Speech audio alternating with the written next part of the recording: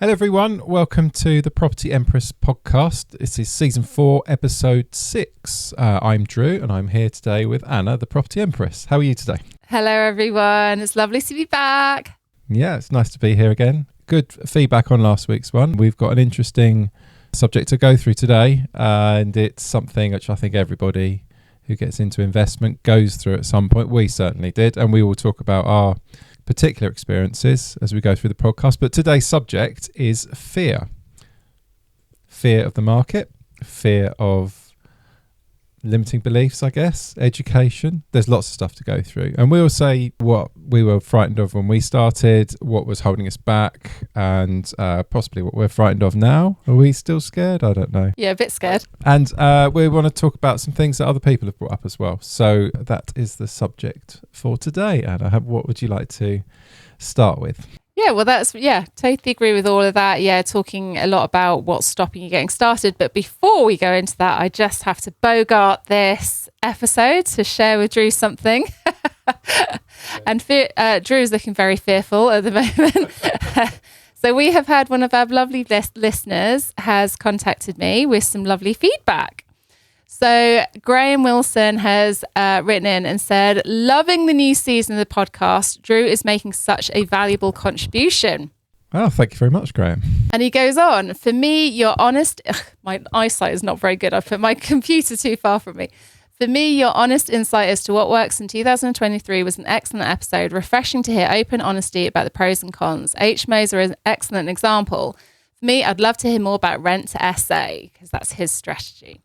So I thought it'd be nice to share that and get your reaction live on camera. Wow, thank you, Graham. Kind words. Yeah, we are covering that this season. As you know, that's something I do. Looking forward to doing that episode. Yeah, it's really nice that we get some feedback though. Because to be honest, I came in, I wasn't sure how the dynamic would go, how I would fit in. It's very much Anna's podcast.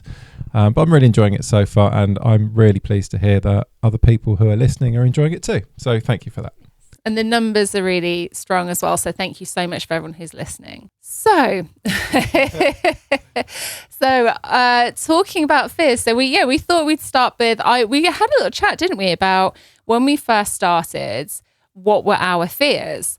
And we actually had quite kind of different, but kind of similar fears. And I certainly see it a lot when I talk to people. But we're going to cover what our fears were to start. And then I'm going to talk about general market fears, because there's a lot of market uncertainty and there's certain things coming up time and time again. So I'm going to talk about them. But really the intention of the episode is to educate and to hopefully help you to take your fears, move through them, understand, put them into perspective, move through them, and ultimately help you to hopefully start investing and creating the dream life that you're trying to achieve. That's what we're doing this. We're not doing property because we want to do property. We're doing property because it gives us the lifestyle. Yeah, it's an end game, isn't it, for you? It's creating the life you want, and property is just a vehicle to do it. Just fortunate that we really enjoy what we do. And anyone who's listening, I'm sure, has some passion for property as well. Otherwise, you wouldn't be here. Yeah. So when we started 13 years ago, it was a bit of a running joke, wasn't it, with this speaker that because we did some property, we learned about property really we kind of fell into it, went and did some training, but we had this lovely speaker who taught us for the first 3 days. We did quite a lot of property training, but the first 3 days really was the real turning point for us. And it was a bit of a joke at the time about the fact that I was just, as soon as I understood enough to see what property could do, I was like, we're doing this. I was like, absolutely hell for leather. Knew that this was, because we'd been looking. I think the thing for me is we'd been looking for something. We knew we wanted to have a business together. We were looking for something that would give us some time freedom. We would spend all our time working, and we want to spend some more time together. So as soon as I understood this, and as soon as the penny drops of how this worked, you didn't need money to get started, a passive multiple income stream, I was absolutely sold. It wasn't to say that I didn't have fear, but I was 100% like, this is for us. We have to do the training. We have to do this. This is what we've been calling in. Like, the answer was in front of us. So it was kind of a bit of a running joke. I think by lunchtime on the first day of the 3-day training, I was there. I'm going to do this. We have to do this. And Drew was the opposite. He was just like, absolutely no way. Just on that, would you say typically as a person you are easily sold to, or quite a hard sell? Do you know, this came up yesterday, and I think now that I know sales techniques, they don't work on me so much. Like, but certainly then I'd never really been sold to. I was absolutely the easiest person to sell to. But at the same time, we had, you know, we'd gone traveling for a year, like a little bit before that. And we had talked about, let's start business together. What could we do? We'd looked at different businesses. So when this happened, this just felt like the perfect thing. So for me, it was like, well, this is what we've been looking for. But the idea of having the support doing it was what helps me. But in terms of the fear, as much as I believed in logically, I could see that this could be exactly what we were wanting, exactly. And also during the training, we'd realized we'd had all this debt I had no idea how we're going to pay back, you know, so I had a bit of a wake up call anyway. So although on an intellectual level, I knew that this was right for me, actually, I think my fear, I was, in terms of fear, the best way I can describe it is I think I just was like, stick my fingers in my ears, shut my eyes, get my head down and just get it done. I actually think my fear came up in a different way. And I think I just wanted to get through it. I wanted to rush it and get through it. And I think really ultimately the underlying fear, sorry, this is a long-winded way of me getting to this. The long-winded fear was of doing something so different, because I'd grown up with my mum and dad who were both employed, you know, your parents both employed. We came from a very mainstream family. And then I sat in that training and I was like, this is absolutely what I want to do, what I need to do. But it was so different from what I was used to. I grew up with Rich Dad, Poor Dad. We read it, didn't we, on the back of that training?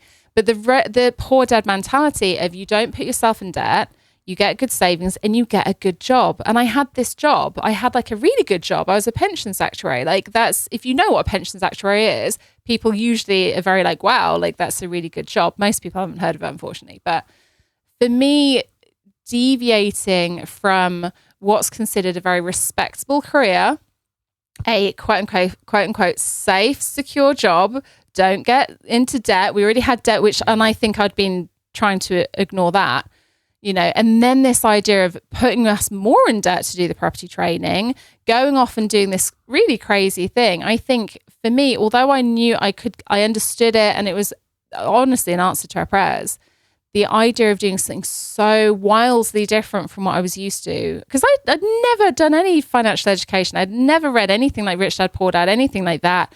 I just went to uni, got a job, worked hard at my job, was working my way up, you know, doing really well. And then the idea of scrapping all of that to do something else. So my fear definitely was, I think in a nutshell, moving from a safe, secure job to being a business owner and being a property investor. Also the respectability thing. I was questionable about how I felt about property investors. I didn't tell anyone because I was a bit embarrassed for a long time. But in terms of the way that I moved through that, really it was definitely reading Rich Dad, Poor Dad, understanding that there isn't such thing as a safe, secure job. And actually what happens 3 months later, I was made redundant. There was also, I think the biggest thing for me is when someone said about multiple income streams. And when I was told that being an employee, having one income, if something happens to that income, that's all your income gone. Whereas if you have a property portfolio, you have multiple houses, it's passive income, so you can start other businesses, have a few businesses, have some non-property related businesses. You're spreading your risk. And I was like, oh my God. And I think that was the thing. On an intellectual level, I really understood the logic behind it. And I think when I looked at our finances and I was like, well, we're already in debt. How are we going to pay this off? You were struggling to get a job. And I think for me, I just had to put my big girl pants on. I had to understand it on an intellectual level. I then had to obviously do the training, the education, learn about it. And also we did spend quite a lot of money doing the education. So we were then, we had a plan. We did our strategy on that training. So we had a very, clear business plan. We're going to flip houses to clear the debt. We're going to build the buy-to-let and HMO portfolio to build our income up so that then if I was made redundant, we could support ourselves. Unfortunately, 3 months later, 3 offers accepted and I was made redundant. So we then had to kind of go into firefighting, moved into my mum's spare room, and we flipped the houses, built the portfolio of buy-to-lets, and we had enough to support ourselves. So yes. So what was that? Education, like having a good business plan, and putting my big girl pants on. I remember that. I remember the start of it. It was scary. From my side, personally, the fear I had when we got started in doing it was just getting going. I mean, I knew what I was looking for. I didn't have a job at the time. And I was trying to find a job in a recession, in a dying industry. And I just wasn't getting the callbacks, wasn't getting the interviews. And yeah, I needed an out. I needed something to do. I needed to take control of it. And this was presented, and it was exactly it was everything I needed. And yeah, I was still frightened to start. It's just this unknown. Looking back at it now, it's silly. I mean, it absolutely ticks every box for what I was looking for at the time. It's my own business. We got to be able to do it together. It would solve a lot of our income problems. It would solve some of our debt problems as well. And it would all do it at a relatively fast pace as well. And I was sitting there being just frightened to start at the beginning, just getting going. And that first step was just the most frightening. And the thing I was frightened of was the unknown. It's like, well, what if this doesn't work? What if what we're told isn't something that should actually happen? And just making mistakes. It all circles around not knowing stuff. But actually, the way we got around that, way I felt I got around that for myself was I was comfortable with the people around me. People that I was working with in the training company, they had done it before. They understood how the market worked. They had gone through the deals that we were assessing and the deals we'd had accepted and verified them for us. And every time we got a little bit frightened, we were just able to run it past them. And I think that just that support of kind of a reassurance of having someone to say, no, this is correct. You're on the right path. You're following everything we've said. This is the right thing to do, was what helped me get started in the first place. And I think the fear, I didn't want the fear to stop me trying this, but it certainly can be a bit paralyzing when you have done something completely different your entire life and you're taking a leap. I'm so glad I did, though. Do you remember the conversation we had? We walked around the block. Yeah, I remember when you were deep in the fear. And yeah, I think for you, the money thing, spending money on the education was a really big thing for you as well. But yeah, we went for that walk, didn't we? Yeah, around the block in London. Do you remember the question, or do you remember the conversation we had about it? Because I think I was over the line at that point. I was like, we have to do this. And you were really like, I don't want to spend the money. I'm worried. Will it work, etc. And I think it was when you were like, I don't know if it'll work. And I said, well, what will happen if it doesn't work? And then I said, what will happen if it does work? Yeah. And we kind of realized what we were potentially going to get if it worked far outweighed what we'd lose if it didn't work.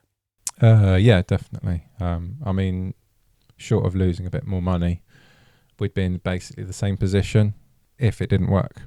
But with it working, would have completely changed our lives. And, well, what happened? It did. It completely changed our lives. It completely changed how we do stuff, how we spend time together, how we work.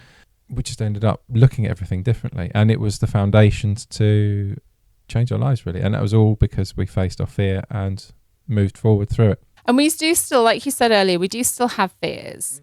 They're just different fears. And also, I think another thing is that sometimes you just add zeros on the ends.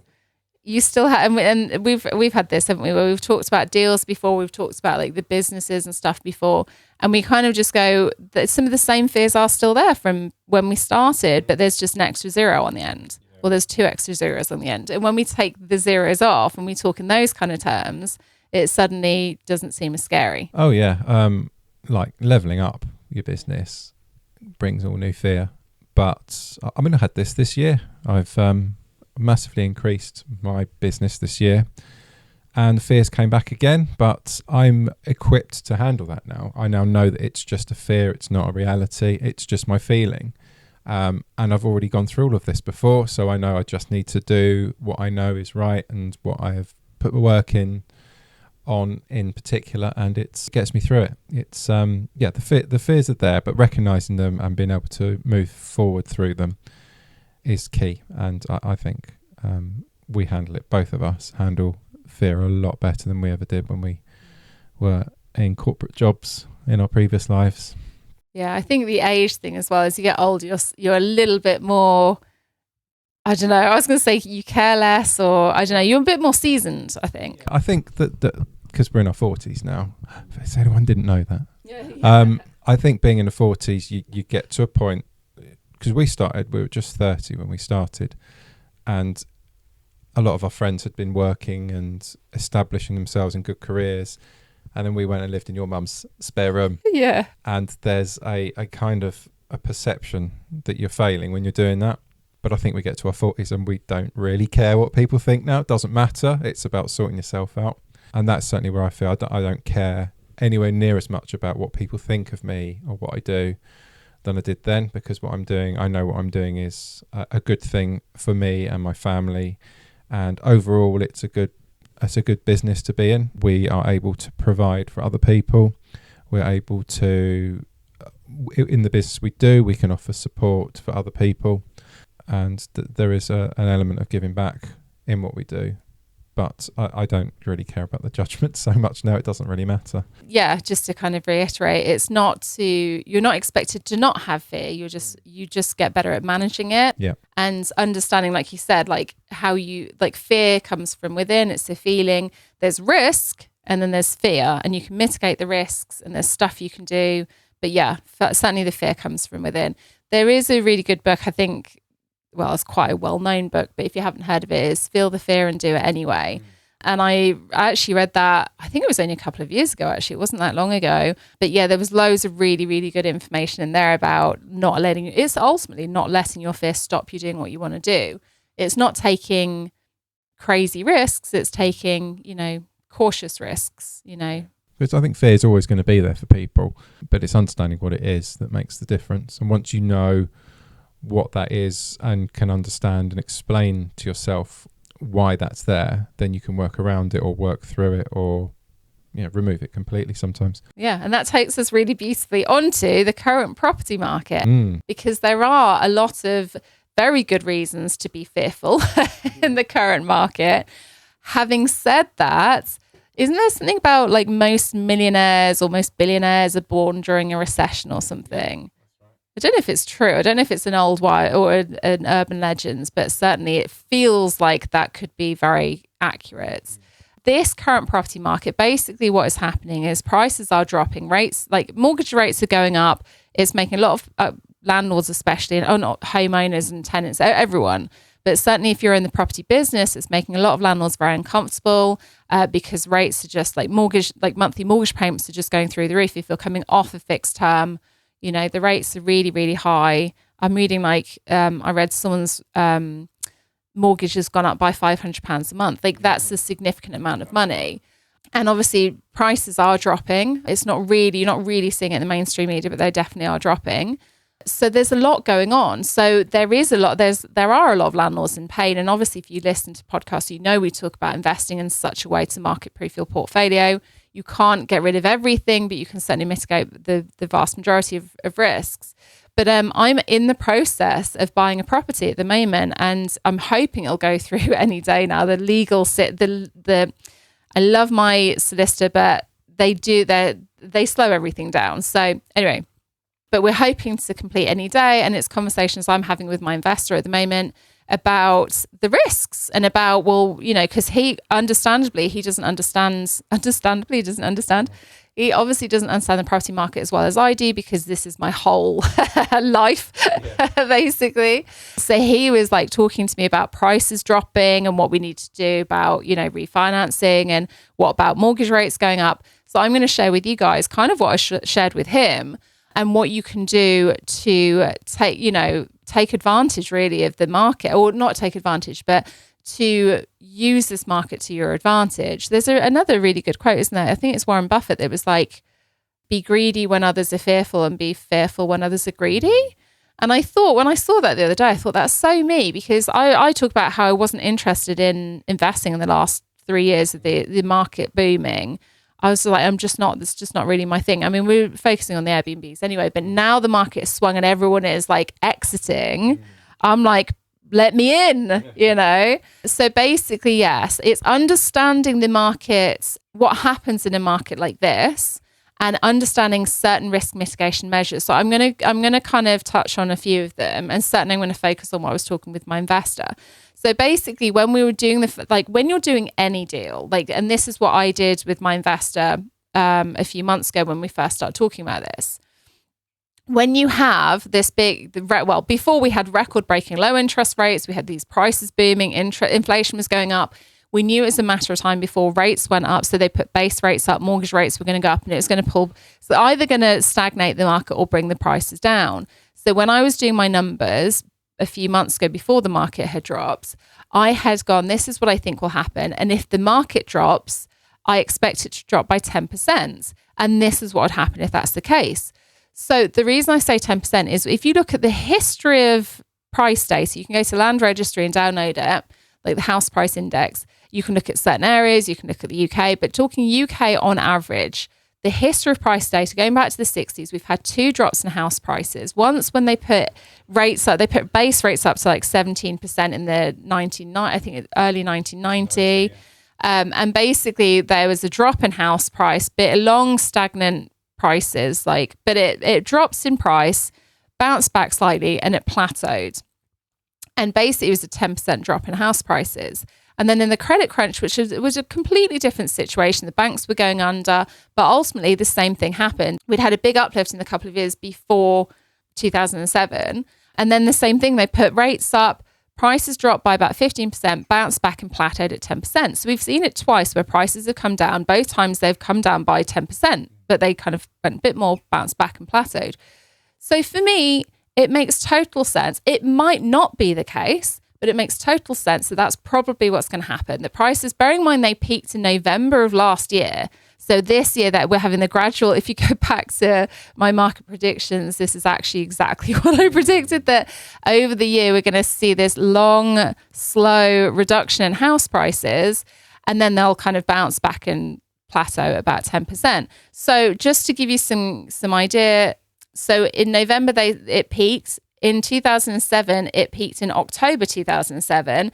The market bottomed out at 15% in March 2009, which would be the equivalent of April next year. So we're probably going to see this slow decline. And then in April, they're probably going to, this is assuming the same thing happens. It's not going to be exact, but it's a good example of what's likely to happen. And then by June 2025, it should basically plateau at the 10%. And it'll probably, like what it did before, is it oscillated a little bit and it stagnated out. And then I think they did some government incentives after about, I think it was like 4 years, and markets prices went up again. But it's a good, it's happened twice before, similar patterns. So let's assume around the same thing. It's not going to be exact, but let's take that as a good example. So really, prices are likely to come down this year and then kind of bounce back for mid next year. In terms of the rates, same thing. We went up to, I think, 5.75% in the credit crunch. And then as soon as prices were dropping, they brought them down to try and stop it going too far down, try and stabilize the market. So we are talking about rates going up again, I think, like another 0.75%. And then probably when, inflation comes down, prices come down, they'll drop the rates. So for me personally, the rates, what they are at the moment, the mortgage rates are really high. Our mortgage broker has been in touch to say we're coming out of the fixed rate in like 6 months. So we need to be thinking about it then. We need to be thinking about what we're going to do. If you're coming out of your fixed rate, it's a shitty time. There's no two ways about it, but it's not going to be forever. You're just going to have to hopefully suck it up. Hopefully you've got enough in your cash flow. It's a temporary blip. And then as the rates drop, you can refinance. But it'll be a while. It's going to be a while. Don't be like it'll be next month. It'll be, I don't know. I would imagine probably next year. I don't know. Prices are dropping. In terms of your offers, if you are in the process of buying a property, you need to renegotiate that offer at least 10% down. That's what I'm going to be doing. In terms of the rates, I mean, I use angel investors, so it doesn't affect me. But if you have obviously the properties that are coming off, look 6 months, we talked about this before, 6 months before you're due to come out of your fixed term, have a look at your rates, talk to a good mortgage broker and make an informed choice. You have 6 months. I know it's not ideal. If prices are coming down and the rates just aren't working, you can still sell. Like, you can still sell. I would be looking through auction personally. You might have to take a bit of a hit on it. Or if you can navigate the rates going up, then, you know, hold out for a couple of years and rates are likely to come down again. It wouldn't make sense for them to stay high, because what they're effectively doing is driving down the price to bring inflation down, etc. But in terms of the fear side of things, is understanding the market. So there's a couple of things. One, investing in a way, like, you know, like I kind of said, our properties, as we come to the end of the fixed term, even in this high rate, I'm not overly worried, because we know we've got 50% loan to value for most of our properties. The cash flow is really good. We've got long-term tenants. So even if we take a bit of a hit on the cash flow now, we know that actually it's not a problem. They still cash flow really well. And it's a blip. It's a blip. The market moves. Short term goes against you, goes for you. We've had a for you, and now we've gone against you. You just got to navigate it. If you invest in the right way, these things will be a blip, but they're not going to massively impact what you're doing. If, however, you're getting started, my goodness me, like, amazing. Take advantage of this. Like, get the cheap properties, work with angel investors maybe, or lock in. If a property cash flows now, it's definitely going to cash flow, you know, longer term, because rates are really high. They're not likely to stay this high. But talk to a good mortgage broker certainly about the mortgages. But if you have invested and you've invested in properties that are now causing you pain, learn from it. Like, take the lessons, understand how you could have done things differently. Absolutely. Share. If it's not working, share. Like, sell the properties. Like, I was talking to someone recently, bless them. They've invested in the wrong kind of property. And they're like, well, I have to sell it at this much to get all my money out. And they're massively over. I mean, I took 2 seconds. I could see they're massively overpriced. And I was like, you either have to find a way, I was talking about putting a tenant buyer in, find a way to sell this and get through it, to navigate, you know, get creative, navigate the next couple of years. Otherwise, take the hit, sell it, and learn the lesson, invest in better properties next time. Don't be disheartened, though. This is a good market. If you've invested in the wrong properties, don't worry. Like, have a chat with me. I'll do a free market review, free property review for you. It's not a problem.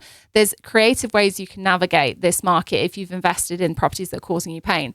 Hopefully, you've invested in the right kind of properties that aren't causing you pain, and this is just a blip, and you know that in a couple of years things will settle. It'll be absolutely fine.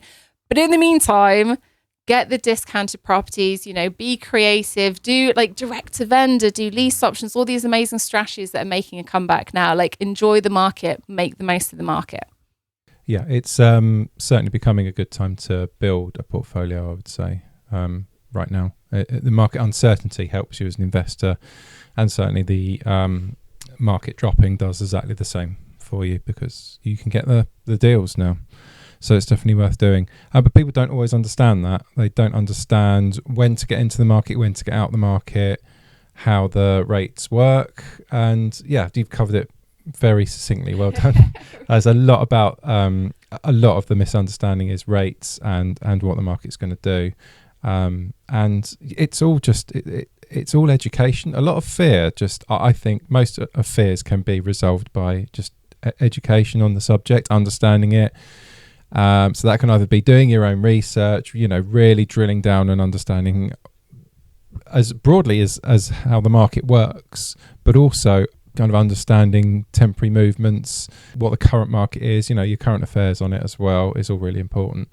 But it all can be just resolved that way, just understanding, learning, or being surrounded by people who have done it before and understand it themselves, and then seeking expert advice. So, I mean, we do it with the solicitors and the accountants and mortgage brokers. These guys know these specific subjects far better than we do. So we seek advice from them, getting surrounded by the right people to make sure that you are making the right decisions. And a lot of those fears go away. Fear goes away with a lot of education, I would say. It's an interesting market, but a really exciting one. I think it's causing pain to some, and it's causing a lot of pleasure to others, basically. So if you want to be on the pleasure side of things, then yeah, education for sure. Lovely. Yeah, I think we've covered fear today. Yeah, just fear in general. Fear. Just property fear. We stuck to property fear, property related fear today, because I don't know much about getting over spiders, although you've had that, haven't you? Yeah, I literally did a post about that today. Right. Yeah. And actually it's a really good example because because I had this irrational fear, I think most people do. I had an irrational fear of spiders, and then when I started seeing my kids were being irrationally scared of spiders, I thought I've got to do something about this. And I only went for one session with a hypnotherapist, and it was really interesting because we spent the first half of the session talking about why spiders come out, basically understanding. And she was kind of talking about the fact that spiders are kind of in your house all the time, but she said you see them come out and run across your floor when they're in mating season. So that's why you only really see them, like, you tend to get, like, it's September, isn't it? You get like spider season. She's like, that's their mating season, they're coming out mating. I don't even know if this is true. She might have been lying to me, but it works. But the idea is, she was like, they're coming out to find love and they're not interested in you. They're just coming to find their mate. If you think about a little spider crawling across your floor, they're looking for love. And if you go and smush the spider, like, so it actually really helps. And she talked about, I think she talked about that we don't have any poisonous spiders here. And there was some, and the fact that you're so much bigger than the spider, like they're far more scared of you. It was all stuff, but it was just perspective. It just made me look at things slightly differently. The spider being in love thing really did, I'm a bit of a softie, an old romantic. So we did that. And then she said to me, how would you like to feel about spiders? And I said, well, I'd love to be able to pick them up. And she was like, why though? And I was like, that's a good point. She's like, why not just be okay? Let them live in peace and you live in peace. And I was like, yeah, okay, fine. So we kind of set that intention. And then she did the hypnotherapy, like the actual hypnosis part, which I can't really remember. It's mainly because it's quite a long time ago. But literally, I left that session and I was fine with spiders. And I don't have this around. I don't particularly like it if I suddenly see a spider out the corner of my eye, but I'm not fearful of them. If I see them, I'm okay. The kids are much better with them as well. But I also took it one step further. And I assume you know this. I now name all the spiders in the house. I did not know this. Did you not know this? There's a thing new you're learning about me. Oh dear. So when we see a spider, because the kids will be like, oh, there's a spider in the bathroom. And I'm like, oh, that's Bob. Do you not know this? Oh, no. So I was like, oh, that's Bob. Yeah, he's just chilling.